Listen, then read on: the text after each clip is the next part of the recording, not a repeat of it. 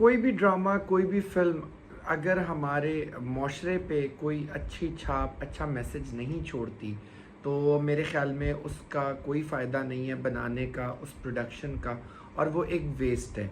अगर हमें किसी भी ऐसी चीज़ से कोई सबक नहीं मिलता, तो हमने अपना टाइम वेस्ट किया है। बहुत सारा कंटेंट आता है, बहुत सारी चीज़ें आती हैं, लेकिन उसमें मैसेज टाइप की कोई चीज़ नहीं होती है। लेकिन कुछ ऐसे ड्रामाज़ हैं, जैसे कि ड्रामा सीरियल शेर था, जैसे कि ड्रामा सीरियल मैं मंटो हूँ।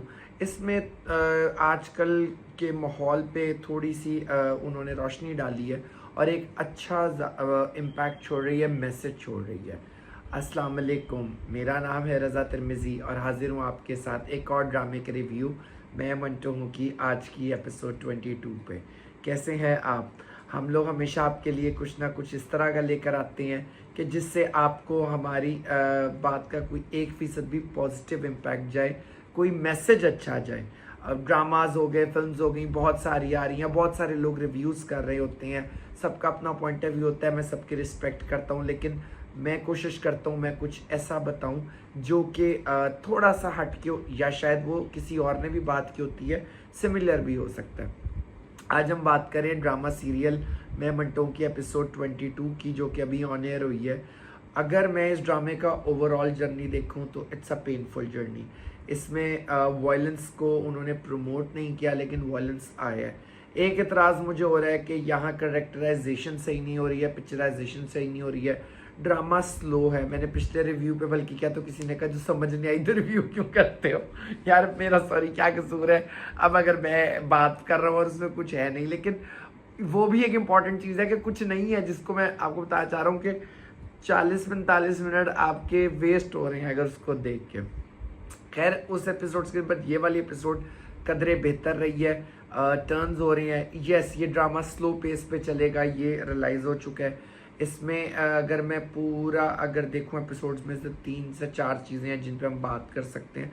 अदरवाइज़ तो क्या कहते हैं, इट वाज सो स्लो कि आपको फॉरवर्ड करना पड़ता है। एक आपको मज़े की बात बताऊं, जब मैं ड्रामा देख रहा था तो मैंने इतना इंटरेस्ट लूज़ किया कि मैं अपना फ़ोन पे कुछ और काम करने लग गया। इनफेक्ट शायद कोई फ़ोन पे वीडियो एडिट कर रहा था, लेकिन थोड़े टाइम के बाद फिर मैंने कहा मैं रिव्यू करना है, तो मैंने अभी रिव्यू से पहले दोबारा ड्रामा देखा है। मैं आपसे सच्ची बात करूँगा। इस एपिसोड में एपिसोड स्टार्ट होती है और मेमल जो है हॉस्पिटल में सर मंटो के खड़ी है सिरहाने और हाथ पे हाथ रख रही है, रो रही है, ज़िंदा हो जाए, हालत ठीक हो जाए, और वो कुछ पढ़ के फूंकती है तो वो ठीक हो जाते हैं। और पीछे से सिराज अमृत सी आता है कि होश आ गया, वो कहती है जी। अब मैं सोच रहा था ये क्या हुआ है, अच्छा चलो हो गया, ये भी ठीक है। एक हिडन काइंड ऑफ चीज़ है, दोनों की फीलिंग्स हैं जो कि वो अभी नहीं उनको जाहिर कर पा रहे हैं, बट है भी सही। And they actually don't know कि how like they have to react on this thing ना। मोहब्बत पता है बड़ी मज़ेदार चीज़ है अगर हो जाए। एक तो हर बंदे का मोहब्बत की कंडीशन अलग है। हमारे यहाँ मोहब्बत को मुख्तलिफ उसमें रखा जाता है, लेकिन हर बंदे की अगर हम कहें कि 1 करोड़ बंदा है तो 1 करोड़ बंदे का अंदाज़ मोहब्बत, अंदाज़ बयान, अंदाज़ एक्सप्रेशन वो डिफरेंट होता है। इस ड्रामे में भी यही है, मंटो की मोहब्बत क्या अलग है, मेमल की अलग है। और मज़े की बात यह है कि अब उसके जो है बाकी मिस मारियर वो उसको जोड़ रहे हैं कि यही लाइक हाँ जी मान लो उस्ताद जी थानू मोहब्बत है, अल्लाह दे वास्ते मान लो। जो दूसरी साइड पे अगर यामीन की फैमिली की सुगर स्टोरी है, वो बड़ी स्ट्रॉन्ग और बड़ी पावरफुल चल रही है। उसका बेटा फरहाद बहुत रिजिड हुआ है, और वो रिजिड है, उसका करेक्टर ऐसा दिखाया है। एंड वो अपने बेटे से कहता है कि जिसके एक 2 बेटे और एक मारा जाए और एक रह जाए, वो बुज़दिल कहलाता है। तुम्हारी माँ मुझे ये ही ताने दे रही है। उसकी माँ बहुत ज़्यादा उस पर कृप है कि अभी तक बदला नहीं हुआ। तो जिस पे फरहाद कहता है कि मेरा भी तो भाई मरा है, बस छोड़ दे मेरा पीछा। उसके बाप ने तो 2-4 साल में मर ही जाना था। बड़ा कैजुअली उनके लिए बंदा मारना बहुत कैजुअल है। ये पावर की गेम है एक्चुअली, ये एक तकब्बुर है इसके अंदर कि मैं कोई चीज़ हूँ। और उसके बाद जो है वो उसको कहता है कि मेमल की अगर मेरे से शादी ना हुई तो छोटा हजरत भी मरेगा। और उसका मियां अमीन कहता है कि ये जंग औरत से शुरू हुई थी और औरत पे नहीं ख़त्म होनी चाहिए। वो जबकि फरहाद ये कहता है कि खून बहा ले मेरे भाई का, मेरा भी भाई मरा है, जवान था, खून बहा ले, अगर मेरी ना हुई तो किसी की भी नहीं होगी। वो थप्पड़ मारता है, वो कहता है कि या गिरफ्तारी दिलवा दे। वो कहता है कि थप्पड़ क्यों मारते हैं, सीधा जान से मारें। और फिर बाप का हाथ पकड़ के अपने मुंह पर चंडे चुंडे भी मारता है। He is being very aggressive. उसका करेक्टर ऐसा दिखा है कि आपको उससे नफरत होने लग जाती है, but he is doing good. Azaan Sami is doing good in his role. Babar Ali का तो खैर मैंने फिल्म जर्नी देखा 90s में, आपको पता है हम इनकी फिल्में जो है वो बड़े उससे देखते थे, इनके तो इतने बाल होते थे। और उसके बाद क्या कहते हैं, रीमा से इनके रिलेशनशिप की बड़ी खबरें हुई थी। फिर रीमा और रेशम की कोई तू मैं चंडावियाँ मारी हंसी। I am not telling you this lie, I hope so. ये मोइन अख्तर का एक इंटरव्यू था शायद आपकी अदालत काइंड ऑफ चीज़, जिसमें रेशम ने ये बताया था। अब जो है क्या कहते हैं, मियां अमीन अपनी बीवी के पास खतीजा के आता है और वो कहते हैं लगी हुई है वो उसी ज़िद पे। वो कहता है मैं अपने बेटे का खून बहा लूँगा। वो पैसों की बात करते हैं कि कितने पैसे ले रहे हो, वो कहते हैं नहीं, सिराज अमृतसी की बेटी लेंगे। और उधर जो है क्या कहते हैं, बड़े हजरत नहीं, जो मियाँ जी हैं वो पुलिस वाले के पास जाते हैं। वो कहते हैं भाई अब इस केस को कुछ करना है। वो कहते हैं जी इनको जेल करा दो। वो कहता है नहीं, वो दोनों सिराज और मियां अमीन तैयार हैं सुलह के लिए। वो कहता है जी आप सुलह का सुनेंगे तो सिराज फ़ौरन मियां अमीन को गोली मार देगा। और वो जिस पर जो है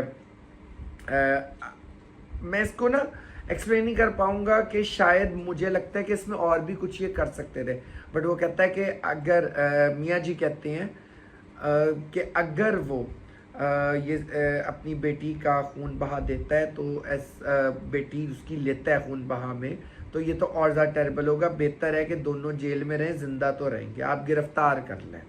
और इधर जो है क्या कहते हैं, अब वो एक सिनेरियो बिल्टअप हो गया, एक ना फुल साजिशी माहौल काइंड ऑफ चीज़ है। अच्छा, अब इधर हॉस्पिटल में सरमंटो को होश आ चुका है। मिस मारिया और मेमल का मंगेतर उनके साथ साथ हैं। वो कहते हैं मुझे जब होश है कोई और भी आया था। वो कहते हैं नहीं, कोई भी नहीं आया था। वो कहता है अच्छा, मुझे लगा कोई और भी आया है, डीन सर भी आए थे उसने कहा।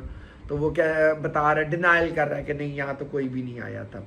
और अब उनको उनके साथ साथ हैं, फिर वो इश्क पे भी बात हो रही है, मिस मारिया उसके इर्द गिर्द फिर रही है, बट उसका समझ नहीं आई कि वो क्यों फिर रही है। लाइक वो है बट वो क्यों है ये नहीं मुझे समझ आई कि भाई कोई तो पर्पज़ होता है ना।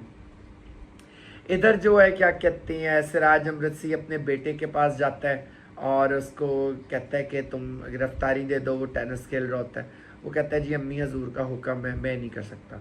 वो कहता है मियाँ जी का हुक्म है, तुम गिरफ्तारी दो। वो कहता है जी आप मियाँ जी का हुक्म मान ले, मैं अपनी माँ का हुक्म नहीं टाल सकता, मैं गिरफ्तारी नहीं दूंगा, मैं अभी 2 साल पहले आया हूँ और मैं इसको किस तरह लेके चलूँ, आप किसी और का देखो। वो कहता है तुम्हारा भाई स्टेट में नहीं है। वो कहता है अब्बा देख लेंगे, इनको कर लेंगे ना। अब वो बड़ा आग बगोला है। अब आप ये देखें कि अगर एक माँ की तरफ से देखा जाए और एक बेटे का देखा जाए, उनकी लाइफ करियर सारी जेलों की नजर ही है। यहाँ एक बड़ा डिफरेंट सा मोड़ आया है और मियां अमीन की जो बेटी है वो बड़ी एक गेम करती है। And I was not expecting. वो बात है ना कि जब आप इस फैमिली इस माहौल में होते हो ना, तो then you indulge into this, और आपका ब्रेन, आपका बॉडी लैंग्वेज, आपका लाइफ स्टाइल, वो सब उसमें कहीं ना कहीं हो जाता है, बेशक आप डिनाइल के अंदर हो। उसकी बेटी कहती है अब्बा मेरे पास एक आइडिया है। वो कहते हैं क्या?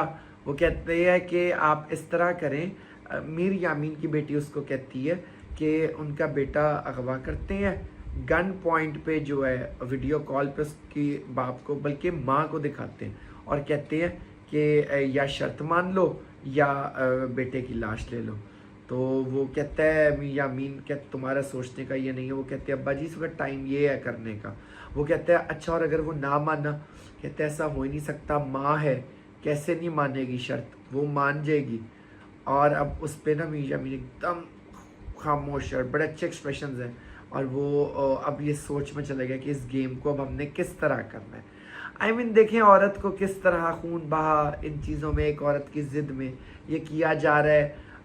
ये होता है इस माशरे में, ठीक है, इन्होंने दिखाया है, बट मेरे ख्याल में और भी बहुत सारे टॉपिक हो सकते थे इस ड्रामे में, इस टॉपिक को कुछ ज़्यादा हाईलाइट ना करें, क्योंकि मुझे लगता है एक और भी ड्रामा था जिसमें वो लड़का छेड़ता है लड़की को, और फिर वो जो है लड़की उसके किसी के भाई को, उसके हस्बैंड के वाइफ को छेड़ती है, तो वो उस बदले की वजह से वो उसकी शादी होती है और उसके बेटा नहीं होता, रज़िया, यस, और वो उसको लेकर जाते हैं, उसकी डिवोर्स हो मारते पीटते हैं ससुराल वाले, क्योंकि उनकी बहन को छेड़ा होता है, वो बदले में शादी के लिए लाते हैं। एक लड़की को क्यों सफ़र किया जाता है, लड़के की तो कराए ना शादी, मुझे ये बात समझ नहीं आती है। बट ठीक है, इस तरह की चीज़ें ये दिखाते हैं। और सर मंटो साहब घर आ चुके हैं, और वही स्लो पेस, जब मंटो पे ड्रामा आता है और डायलॉग्स हैं, टू मच डायलॉग्स हैं, इतना स्लो पेस पे काम हो रहा है। अब यहाँ जो टर्निंग पॉइंट था वो ये था कि जब क्या कहते हैं, सिराज अमृतसी अपनी बीवी को कहता है तुम हमारे मामलात में कब से बोलने लगी, कब से तुमने क्यों उसको गिरफ्तारी करो, उसने कहा हाँ रोका है, और आप लोग करते हो बेटे इसलिए होते हैं कि अभी वो जेल काट के आया, फिर वो जाए, इनकी जवानियाँ इनकी ज़िंदगियाँ कहाँ चली गई हैं। वो कहता है कि ये क्या तरीका है, और इस तरह और उस तरह वो बातें करता है, जिसमें वो कहती है कि मैं तो अपने पोते को भी तैयार कर रही हूँ कि तुमने भी मरना है, उसकी भी ज़िंदगी को आप लोगों ने इसी तरह कर दिया। और वो रोते हुए कमरे में आती है, फिर मीरिया सिराज अमृतसी इसके जाके उसको रोते हुए कहते हैं तुम कमज़ोर कर रही हो मुझे, तुम्हारी बातें तुम्हारे ताने मुझे कमज़ोर कर रहे हैं। और फिर वो उसके सामने करता है कि अगर मैंने उसको गिरफ्तारी ना करवाई तो ये लोग खून बहा पे ये शर्त रख रहे हैं कि मेमल की शादी उनसे की जाए, और मुझे अपने बेटे को भी बचाना है और अपनी बेटी को भी बचाना है। This was a stand of a father, और बड़ा अच्छा एक स्टैंड है। अब देखें अगले एपिसोड्स में ये किस तरह लेके चलते हैं। Again I am saying drama is on a very slow pace, but I think so कि ये शायद कहीं कुछ इसमें खास आ जाए। मेरी दोस्त को इसकी एंडिंग पता चल गई और बदतमीज मुझे बता नहीं रही है, वो कहती है नहीं तुम देखो इसको ताकि तुम रिव्यू करो, तुम ऑडियंस को बताओ।